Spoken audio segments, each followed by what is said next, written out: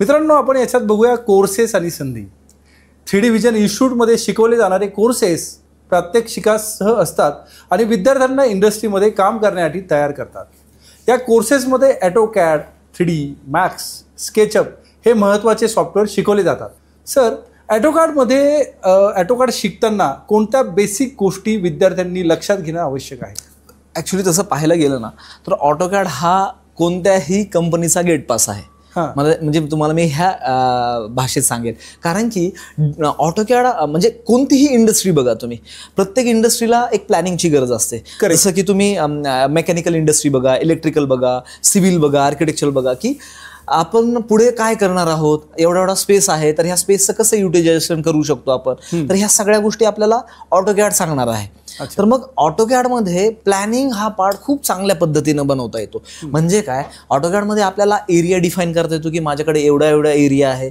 मग ह्या एरियामध्ये जसं आपल्याकडे क्लायंटच्या रिक्वायरमेंट्स असतात किंवा आपल्याकडे बरेचसे ज्या आपल्याला क्लायंटने दिलेल्या रिक्वायरमेंट्स असो किंवा आपल्याला लागणाऱ्या रिक्वायरमेंट्स असो, आपण त्या तिथे प्लेस करून त्या सगळ्या गोष्टींना प्री डिफाईन करू शकतो की बाबा हा जो एरिया आहे हा मी या गोष्टीसाठी रिझर्व ठेवत आहे. त्याला आपण बबल डायग्राम वगैरे म्हणतो, जेणेकरून काय होतं तो एरिया आपण स्पेसिफाय करतो. मग तो स्पेसिफाय झाल्यानंतर आपण काय करतो, त्याला प्रॉपर डिझाईन करतो की हा ॲस्थेटिकली किंवा झाल्यानंतर पण छान दिसायला पाहिजे, नाहीतर करायचं म्हणून करणार असंही नाही चालणार. सो तिथे जेव्हा आपण प्लॅनिंग करतो तर प्लॅनिंगमध्ये त्या स्पेसचं योग्य ते युटिलायझेशन करण्यासाठी आपण AutoCAD वापरतो. मग त्यामध्ये आपला जो प्लॅन असतो तो प्लॅन बनवल्यानंतर त्याला 3D झाल्यानंतर किंवा त्याला पूर्ण कंप्लीट केल्यानंतर तो कशा पद्धतीनं लुक येऊ शकतो ती एक बऱ्यापैकी आयडिया आपल्याला AutoCAD मध्ये मिळते.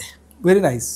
हे सॉफ्टवेअर शिकल्यामुळे इंटेरियर डिझाईन क्षेत्रामध्ये डिझाईनमध्ये कसे काय फायदा होतात साधारण? जसं मी तुम्हाला सांगितलं की सर आपल्याला अपडेट राहणं गरजेचं आहे, जेणेकरून जसं पारंपरिकरित्या जर तुम्ही पाहिलं तर आधी फक्त शीट ड्राफ्ट वगैरे करायचे, मग मॅन्युअली वेगवेगळे स्केच पेन्सिल्सनं वगैरे आपण ते डार्क लाईट वगैरे करून थोडासा ग्रेडियंट वगैरे किंवा 1.2 पॉईंट पर्स्पेक्टिव्हनं आपण ते लोकांना प्रेझेंट करायचो. बट त्यामध्ये एक लिमिटेशन्स असायचे. आता सॉफ्टवेअर आल्यामुळे काय झालंय की नॉन टेक्निकल माणूस, आता ठीक आहे इंटिरियरवाला एखादा असेल किंवा आर्किटेक्चर सिव्हिलवाला असेल तर त्याला मी प्लॅन दाखवला किंवा त्याला काही गोष्टी दाखवल्या तर त्याला लक्षात येऊ शकतं की बाबा हे झाल्यानंतर असं इमॅजिन किंवा असं होऊ शकतं, तो इमॅजिन करू शकतो. बट नॉन टेक्निकल माणूस जो एखादा म्हणजे कोणत्याही क्षेत्राचा असेल आणि त्याला म्हटलं की बाबा तुझं घर असं होणार आहे, पण तो म्हणाला असं कसं, म्हणजे मला तुम्ही थोडं काहीतरी दाखवलं तर हे इमॅजिनरी झालं ना. कारण की तुम्ही असं म्हणताय बट ते असं मला जर नाही आवडलं तर मग ही कॉस्ट कटिंग किंवा हा जो टाइम आहे हा कोण बेअर करणार, की लाईक त्यांनी बनवलेल्या गोष्टी जर त्याला आवडल्याच नाही किंवा तो थीम त्याला कलर थीम आवडलीच नाही तर मग कसं करणार. मग ह्या सगळ्या गोष्टी न होण्यासाठी आपण सॉफ्टवेअर वापरणार. मग सॉफ्टवेअरचा एक फ्लो कसा असतो की जसं मी तुम्हाला सांगितलं की AutoCAD मध्ये सगळ्यात आधी आपण काय करणार, प्लॅनिंग करणार. प्लॅनिंग झाल्यानंतर आपण AutoCAD मधलं प्लॅन 3ds Max किंवा SketchUp मध्ये घेऊन जाणार. SketchUp मध्ये घेऊन गेल्यानंतर SketchUp किंवा Max मध्ये घेऊन गेल्यानंतर आपण त्या वॉल्स एलिव्हेट करणार की त्याची हाईट किती आहे, मग कोणत्या बाजूला वॉर्डरोब येत आहे, कोणत्या बाजूला बेड येत आहे किंवा लिव्हिंग सोफा ज्या आपल्या इंटिरियरला मध्ये असणाऱ्या गोष्टी त्या सगळ्या प्लेस केल्यानंतर त्यामध्ये किती स्पेस राहतोय, खरंच तो स्पेस आपल्याला ओके आहे का मुव्हिंगसाठी किंवा सर्क्युलेशनसाठी. त्यानंतर आता आपण वॉर्डरोब तर बनवतोय पण वॉर्डरोबची आता बऱ्याचशा तुम्ही थीम्स वगैरे ऐकले असतील की आमचं ह्या थीमनं इंटिरियर आहे, आमचं त्या थीमनं इंटिरियर आहे. तर त्या थीम वाईज ते फर्निचर जात आहे का, त्याचे डिझाईन्स ते त्या पद्धतीचे तुम्ही घेतले आहेत का, त्याचे कलर्स तुम्ही त्या पद्धतीने घेतले आहेत का, ह्या सगळ्या गोष्टी आपल्याला आधीच दिसतात. 3D सॉफ्टवेअरचा फायदा हा आहे की जे व्हिज्युअलायझेशन आपल्याला करायचं आहे ते ॲक्च्युअल आपण व्हिज्युअलायझेशन सॉफ्टवेअरमध्ये उतरू शकतो आणि सॉफ्टवेअरमध्ये उतरल्यामुळं त्याला जिथे लाईट्स येणार आहेत ते लाईट्स दाखवू शकतो. मटेरियल फिनिशेस, मग मटेरियल फिनिशेसमध्ये ग्लास असू शकतो, लॅमिनेट्स असू शकतात, डिको पेंट असू शकतो किंवा विनियर असू शकतं, हे बरेचसे, किंवा कोरियन मटेरियल असू शकतं. मग हे ॲक्च्युअल लागल्यानंतर खरंच त्याचा लुक तेवढा चांगला वाटतोय का, नाहीतर आपल्याकडे पैसे आहेत किंवा आपल्याकडे पैसे नाही आहेत म्हणून आपण ते लावतोय पण ते तिथं जातंय का किंवा चांगलं दिसतंय का, ह्या सगळ्या गोष्टींचाही विचार करणं खूप गरजेचं आहे. सो ह्या सॉफ्टवेअर वापरल्यामुळे ह्या गोष्टी तिथे लावून दाखवता येतात आणि लावून दाखवल्यानंतर आपल्याला त्याचे लाईट्स पॉईंट्स दाखवता येतात आणि ते झाल्यानंतर असंच दिसणार नाही, आपण इतकं कॉन्फिडेंटली क्लायंटला सांगू शकतो. भारी. ॲटोकॅड कोर्सची किती कालावधीचा आहे आणि प्रॅक्टिकल ट्रेनिंग कसं दिलं जातं साधारण? ऑटोकॅड हा साधारण तसं पाहायला गेलं तसं तुम्हाला म्हटलं की प्रत्येक इंडस्ट्रीमध्ये ऑटोकॅडची गरज आहे. सो सिव्हिल, आर्किटेक्चरल, इंटिरियर ह्या इंडस्ट्रीमध्ये जर तुम्हाला ऑटोकॅड शिकायचं असेल तर 1 month is more than enough. ज्यामध्ये मग तुम्हाला प्लॅनिंग कसं करायला पाहिजे किंवा प्लॅनिंग करण्यासाठी लागणारे कोणते कोणते टूल आहेत ते शिकवले जाणार आहेत. मग प्लॅनिंग कसं करायचं, त्याचे एलिव्हेशन्स कसे बनवायचे, एलिव्हेशन्स बनवल्यानंतर मग त्याचे वर्किंग ड्रॉइंग्स. आता आपण हे सगळं 3D तर बनवलं आहे किंवा 2D तर बनवलेलं आहे, पण कार्पेंटरला मी जेव्हा देणार आहे तो कार्पेंटर बरोबर त्याच साईजमध्ये बनवणार आहे की नाही हेही आपल्याला महत्त्वाचं आहे ना. कारण की कार्पेंटरला आता जेव्हा आपण ह्या इंडस्ट्रीमध्ये क्लायंटला जेव्हा अप्रोच करतो किंवा आपल्याला क्लायंटला एखादं कोटेशन द्यायचं असतं तर ते कोटेशन साधारण आपण स्क्वेअर फीटावरती देतो की बाबा तुमचा एक वॉर्डरोब आहे, ह्या वॉर्डरोबचं स्क्वेअर फीट 40 स्क्वेअर फीट होतं आहे, 50 स्क्वेअर फीट होतं आहे, तर त्याचा साधारण रेट एवढा जाईल. आणि तेच जर आपण एक्झॅक्ट डायमेन्शन्सनं जर नाही दिलं किंवा वर्किंग ड्रॉइंगसोबत जर आपण आपल्या जे वेंडर्स आहेत कार्पेंटर्स त्यांना जर आपण नाही दिलं तर ते मोठी किंवा छोटी साईज झाली तर त्याचं डिडक्शन होऊ शकतो किंवा ते ॲडिशन पण होऊ शकतं. सो इट्स बेटर क्लायंटला जी आपण श्युअरिटी दिलेली आहे की तुमचं ह्या बजेटमध्ये ह्या गोष्टी बसणार आहेत त्या एक ॲक्युरेट तेवढ्या प्राईजमध्ये किंवा तेवढ्या अमाऊंटमध्ये होण्यासाठी आपण काय करणार, त्याचे वर्किंग ड्रॉइंग्स बनवणार. वर्किंग ड्रॉइंग्सनं त्यांना दाखवणार की बाबा तुमचे इथे ड्रॉवर्स असणार आहेत, इथे शेल्फ असणार आहेत, इथे हँगिंग असणार आहे. ह्या सगळ्या गोष्टी दाखवल्यामुळं क्लायंटलाही कळतं की हां ठीक आहे, कधी कधी स्पेशल चॅलेंजेस असू शकतात, कोणाची हाईट कमी नॉर्मलपेक्षा किंवा जास्त असू शकते, तर त्यावेळेस थोडेसे तुम्ही त्या हिशोबाने चेंजेस करू शकता. सो ते थोड्या गोष्टी आधी दाखवल्यामुळं तो फायदा होतो की आपण ह्या अशा पद्धतीनं त्याचे वर्किंग ड्रॉइंग्स किंवा ऑटोकॅडचा यूज करून ह्या सगळ्या गोष्टी आपण आधीच सॉल्व्ह करू शकतो किंवा ॲक्युरेट देऊ शकतो. मग हे फ्लोअर प्लॅन झालं, एलिव्हेशन झालं, त्याच्यातले जे छोटे मोठे जे एरर्स असतील की कुठे आपल्याला फिलर पाहिजे, कुठे आपल्याला पॅनलिंग पाहिजे, ह्या सगळ्या गोष्टी आपल्याला तिथं मेन्शन करता येतात जेणेकरून आपला टाईम फ्रेम आणि जे मटेरियल वेस्टेज जाण्याचा चान्सेस असतो ते राहणार नाही.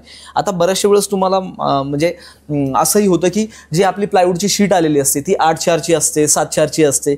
मग ह्या शीट्स आपण कशा पद्धतीनं वापरू शकतो, जर तुम्ही कटिंग केलं तर बरंचसं जास्त वेस्टेज तर जात नाही आहे. मग हे वेस्टेज वाचवण्यासाठी तुमच्याकडे आधीच वर्किंग ड्रॉइंग्स असतील तर वर्किंग ड्रॉइंगमध्ये तुम्हाला कळतं की बाबा माझा इथे जर 6 फुटाचा जर प्लायवूड कटलेला असेल आणि माझा अजून 2 फुटाचा माझा तिथे स्टडी टेबलला वापरायचा आहे किंवा सेंटर टेबलला वापरायचं आहे, तर ह्या अशा पद्धतीनं तुम्ही मटेरियलचं पण डिस्ट्रीब्युशन किंवा मटेरियल अशा पद्धतीने यूज केलं तर तुमचं जे वेस्टेज जाणार आहे त्या पण गोष्टी व्यवस्थित वाचू शकतात. Okay, very nice. मित्रांनो, 3D मॅक्स कोर्सबद्दल काही माहिती. 3D मॅक्स हा एक प्रगत 3D मॉडेल आणि रेडरिंग सॉफ्टवेअर आहे. याच्या सहाय्याने क्लायंटसाठी व्हिज्युअलायझेशन तयार करता येतात. 3D व्हिजनमध्ये हे सॉफ्टवेअर स्टेप बाय स्टेप शिकवलं जातं, बेसिकपासून ॲडव्हान्स लेवलपर्यंत.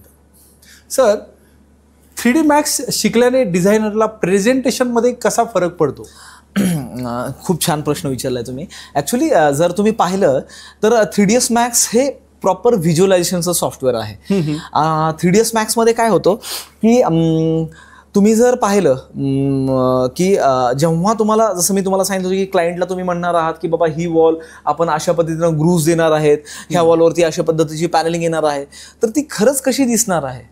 आता मटेरियल तर सगळे चांगलेच असतात, बट ते मटेरियल तिथे चांगले दिसू शकतं का? बरोबर. किंवा त्या मटेरियलवरती फक्त मटेरियल लावूनच चालणार आहे का? किंवा त्याच्यासोबत अजून काही ॲडिशनल गोष्टी देणं गरजेचं आहे, जसं की समजा एखादी पॅनलिंग असेल तर त्यासोबत आपण टीपट्टी देऊ शकतो का, किंवा काही लाईट्स देऊ शकतो का, किंवा स्पॉटलाईट्स देऊ शकतो का, किंवा त्या पॅनलिंगवरती एखादी अजून फ्रेम देऊ शकतो का? ह्या सगळ्या गोष्टी आपल्याला 3D सांगतं. कसं, जेव्हा तुम्ही कॅडमध्ये प्लॅनिंग करता, ही प्लॅनिंग सगळी लाईननं बनवलेली असते, त्याच्यामध्ये सगळ्या लाईन्स दिसतात तुम्हाला. मग आता ह्या लाईन्स तर नॉन टेक्निकल माणसाला कळणारच नाहीत. मग आपल्याला हे व्हिज्युअलायझेशन म्हणजे बाबा इथे ही अशी वॉल बनवलेली आहे, ह्या वॉलवरती ह्या गोष्टी आहेत आणि हे तुझंच घर आहे, प्रॉपर मेजरमेंट घेऊन ते प्लॅन तसं बनवून जर त्या प्रॉपर वॉल उचलून जर त्यांना दाखवलं तर ते कळतं, त्यांनाही कळतं की अरे हे तर माझंच घर आहे आणि इतकं छान दिसणार आहे, मग आपण नक्कीच करूया. सो 3ds मॅक्समध्ये काम होतं काय की जे आपण प्लॅनिंग केलेलं आहे त्या प्लॅनिंगचं डिझायनिंग कसं करायचं आहे. एखादं वॉर्डरोब जरी असेल किंवा एखादं टीव्ही युनिट जरी तुम्ही असंच हाईटला 7 फूट आणि विड्थला 8 फुटाचं जरी असेल तर ते दिसताना कसं दिसणार आहे, तिथे शेल्फ कुठे लागणार आहेत, टीव्ही किती इंचीचा बसल्यानंतर किती साईडला जागा मिळू शकते, किंवा साईडला जर तुम्ही पाहिलं पाहिलं तर एखादी अचिव्हमेंट केलेली ट्रॉफी मला तिथे ठेवायची आहे, किंवा मला माझे काही मेडल्स ठेवायचे आहेत, किंवा मला काही तिथे आर्टिफॅक्ट्स ठेवायचे आहेत डेकोरेटिव्ह पर्पज, त्या गोष्टी आपण तिथे कशा पद्धतीने ऑर्गनाईज करू शकतो, ह्या सगळ्या गोष्टी 3D मध्ये कळतात. तसंच जसं तुम्हाला मी थोड्या वेळापूर्वी पण सांगितलं की त्याचे मटेरियल फिनिशेस, जसं की material finish n number of materials आपल्याला इंटिरियर्स आर्किटेक्चरमध्ये वापरायला आहेत. त्या इंटिरियर फील्डमध्ये त्या पर्टिक्युलर एलिमेंटला, त्या पर्टिक्युलर डिझायनिंगला, जसं की टी युनिट असेल किंवा वॉर्डरोब असेल, त्याच्या फेशियल आपण कोणतं मटेरियल लावतोय, मग तो खरंच तेवढा चांगला लुक देतोय की नाही, किंवा एक्सपेक्टेड लुक देतोय की नाही, की आपण कशा पद्धतीनं विचार केलाय ते खरंच चांगलं दिसतंय की नाही, या सगळ्या गोष्टी तुम्हाला 3ds Max प्रोव्हाइड करतं. मग लाईट प्लेसमेंट, आपण कुठे कुठे लाईट देणार आहोत, त्या लाईट्सचा वॉश कशा प्रकारे वॉलवरती येणार आहेत, आपण कुठे स्पॉट टाकल्यानंतर कुठे लाईट येणार आहे, ह्या सगळ्या गोष्टी तुम्हाला तिथं दिसतात. प्लस आता ह्या सगळ्या इमेज फॉर्मॅटमध्ये तर मिळतं, बट जर एखादा क्लायंट म्हणला की मी ह्या घरात मी चालतोय, मी ह्या घरात बघतोय, किंवा मी जर क्लिक केलं तर मी ह्या रूममधनं त्या रूममध्ये जातोय, एवढं जर मला दाखवायचं असेल तर ह्या गोष्टी पण 3ds Max मध्ये पॉसिबल आहेत. त्याला आपण वॉक थ्रू वगैरे म्हणतो. तर वॉक थ्रू ॲनिमेशनमध्ये आपण खूप चांगल्या पद्धतीने रिअलिस्टिक आउटपुट त्यांना दाखवू शकतो की तुम्ही घरात चालता आहात, त्या घरात तुम्ही एखादा जर दरवाजा उघडला तर समोर काय दिसेल, तुम्ही जर एखादा ड्रॉवर उघडला तर ड्रॉवरमध्ये काय गोष्टी असतील, ह्या सगळ्या गोष्टी इतक्या रिअलिस्टिक तुम्हाला 3ds Max मध्ये दाखवता येतात. भारीच. येस. कोणत्या टूल्स आणि फीचर्सवर विशेष भर दिला जातो? त्यापूर्वी मला एक सांगायचं आहे की आपल्या इन्स्टिट्यूटमध्ये जर तुम्ही कधी आलात, किंवा तुम्हाला कधी पर्टिक्युलर एखाद्या सॉफ्टवेअरविषयी क्युरियोसिटी असेल, किंवा तुम्हाला सॉफ्टवेअरविषयी काहीच माहीत नाही, बट तुम्हाला सॉफ्टवेअरविषयी माहिती करून घ्यायची आहे, तर ऑटोकॅड असो किंवा 3ds Max असो किंवा स्केचअप असो, या तिन्ही सॉफ्टवेअरचे तुम्हाला फ्री ऑफ कॉस्ट डेमो दिले जातील.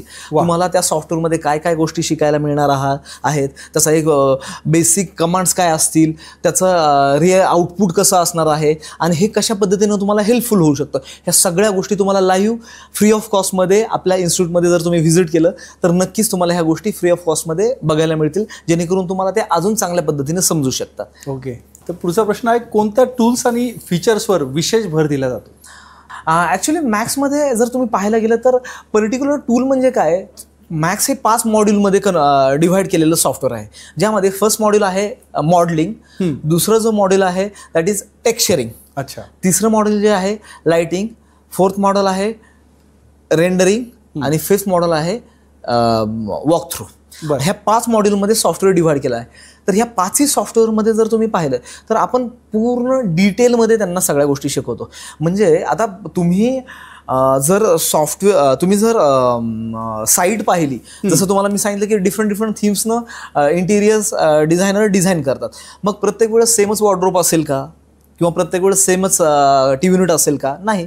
मग तुम्हाला प्रत्येक वेळेस वेगवेगळं डिझाईन बनवायचं असेल तर मग वेगवेगळ्या पद्धतीनं एकच टूल कशा पद्धतीनं वापरू शकतो आपण, किंवा आपल्याला एक्सपेक्टेड रिझल्ट जर आपल्याला हवा असेल, किंवा एक्सपेक्टेड मॉडेल आपल्याला बनवायचं असेल, तर त्या पद्धतीनं कशा पद्धतीनं आपण बनवू शकतो. जसं की सोफा आहे, किंवा सोफा प्रत्येक वेळेस सेमच तुम्ही ठेवताला असं नाही, काही क्लायंटला थोडासा कर्व शेपचा हवा असू शकतो, किंवा काहींना अँटिक हवा असू शकतो, तर काहींना कंटेम्पररी हवा असू शकतो. तर अशा वेळेस तुम्ही ह्या गोष्टी मॅन्युअली बनवू शकता. अच्छा, ओके. सो हे मॉडेलिंगचा पार्ट झाला. आता टेक्स्चरिंगमध्ये काय आहे की प्रत्येक वेळेसच माझी वॉल प्लेन व्हाईट आहे असं नाही, कधी कधी मला त्यात खूप छानसा टेक्स्चर दाखवायचा आहे, कधी कधी मला त्याच्यामध्ये काही ग्रुविंग करायचं आहे, त्या वॉलला ट्रीटमेंट द्यायची, तर अशा वेळेस टेक्स्चरिंगचा पार्ट तिथे येतो. देन त्याच्यामध्ये आहे लाईटिंग. मग आता कधी कधी मला इकडनं लाईट सोडायचं आहे, कधी इनडायरेक्ट लाईट सोडायचं आहे, कधी स्पॉट लाईट सोडायचं आहे, मग ह्या सगळ्या लाईट्स कधी कधी मला नॅचरल लाईटमध्येच रेंडरिंग करायचं आहे. सो ह्या गोष्टी त्यामध्ये तुम्हाला डिफरंट वेनं शिकवल्या जातात. अच्छा, ओके. आणि देन मग जसं तुम्हाला सांगितलं होतं रेंडरिंग, मग रेंडरिंगचे पण टाईप्स असतात की बाबा मला डे रेंडर करायचं आहे, नाईट रेंडर करायचं आहे, इव्हनिंग टाईपचं करायचं आहे, माझं कधी मला साईडला सी दाखवायचं आहे, तर कधी मला हे सँड दाखवायचे. तर अशा वेळेस त्या एन्व्हायरमेंटचा इफेक्ट तुमच्या फाईलवरती कसा पडू शकतो, ह्या सगळ्या गोष्टी आहेत.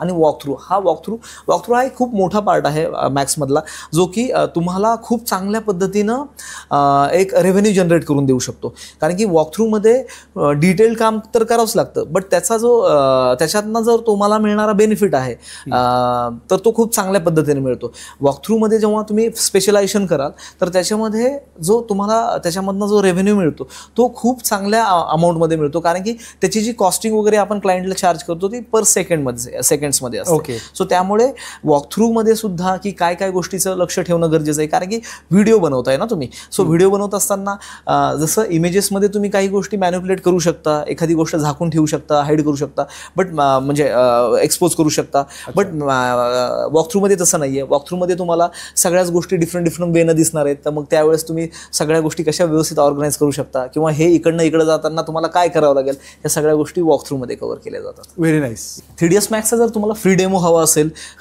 तर तुम्ही नक्कीच इन्स्टिट्यूटला या, तुम्हाला फ्री डेमो तिथं दिला जाईल. जसं मी तुम्हाला हे 5 मॉड्यूल सांगितलं. किती वेळचा असतो डेमो? साधारण 6 म्हणजे 30 मिनिट्स टू 60 मिनिट्सचा असतो, ज्याच्यामध्ये तुम्हाला ओव्हरऑल सगळ्या सॉफ्टवेअरचा ओव्हरव्ह्यू दिला जातो की 3ds Max मध्ये तुम्हाला काय काय शिकवलं जाईल. ह्या 3ds Maxच्या फ्री डेमोमध्ये जे 5 मॉडेल्स आहेत ते 5 मॉडेल्स आपण कशा पद्धतीनं कव्हर करतो ह्या सगळ्या गोष्टी तुम्हाला तिथे दाखवल्या जातील. फंटास्टिक. येस.